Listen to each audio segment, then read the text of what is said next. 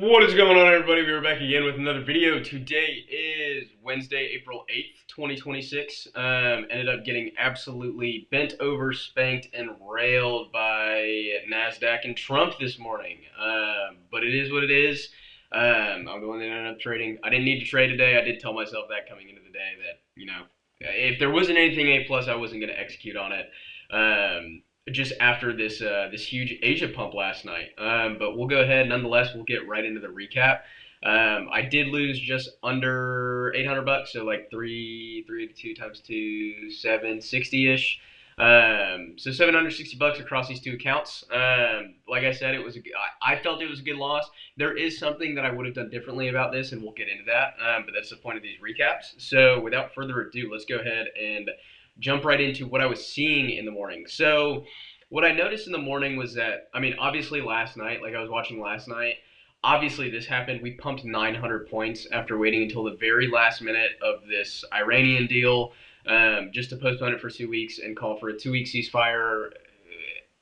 But it wasn't really a ceasefire. It was just an if-then statement. So I was very conflicted coming into the day today. I noticed that we had swept out buy side. We had already pumped. We swept out all of our buy side draws for the week. However, we still have buy side above. Obviously we are very overextended in terms of just this big of a pump. However, when we are bullish, there wasn't really a big reason for me to look for shorts today other than a rebalance, but I would rather watch for the rebalance to take the longs, and that's exactly what I did today. That's what I came into the day planning to do.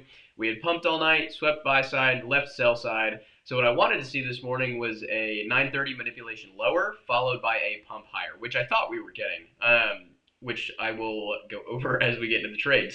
So coming into open, it was pretty much exactly like yesterday in terms of a turtle soup. So it was pretty much open, just immediately ripped higher and then displaced lower. Now, what we didn't do this time that we did do yesterday was we did not sweep out any high and we did not manipulate above anything. Now, the reason for that is what I thought was because we had already swept out, this high was here and then we had swept it out with this high. So this high became protected at open. So when we started rolling over, I wasn't keen on shorting this. I simply just wanted to see either sweep the sell side here, sweep the sell side here, this sell side, the 4-hour, whatever it may have been. We also had another 4-hour here. So I really just wanted to see market open, manipulate lower, and then give me a long setup back up to the highs to continue playing off of the structure that was already given to me. So we come down at open, we rip lower, we rip into this this premium 4-hour gap. And then this is when my trade kind of starts to form. I didn't want to take it just off of this alone because it felt very premature. We didn't really sweep any prominent sell side. It was just kind of this internal low right here an hour before open. So when we started rolling up higher, I wanted to see price come down, resweep this low in the 4-hour gap. That's exactly what we did. We came down, we reswept this low inside of the 4-hour gap, and then we immediately started pumping higher. So at the time, I was telling myself I want to wait for this discounted 4-hour gap. However, this displacement, this 2-minute inverse, and then this 5-minute inverse made me think that we were just going to go ahead and go. So instead of waiting for that 4-hour, what I did was I kind of set this 2-minute as my condition, saying that if we get this 2-minute with strong displacement, I can go ahead and take this. I think that it would be a good trade. So I went ahead and took it. I didn't see hardly a lick of profit on this. You can see I entered and then we immediately just dumped lower. There ended up being some war news that came out when I was in this, but regardless of the fact, I still think I could have waited for the discounted 4-hour gap because 1, it would have protected me from a loss. 2, I wouldn't have even been in a trade right now. I could have just waited for the A+, and this would have been more A+ than this. So I do still think that this trade was decent. I don't think it was bad by any means. I just really think I should have waited for the lower 4-hour gap.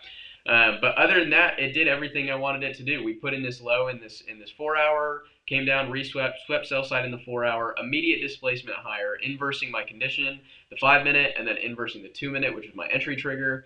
I then entered on close. I was planning to go break even at this internal high. We also had the 5-minute here, the unfilled 5.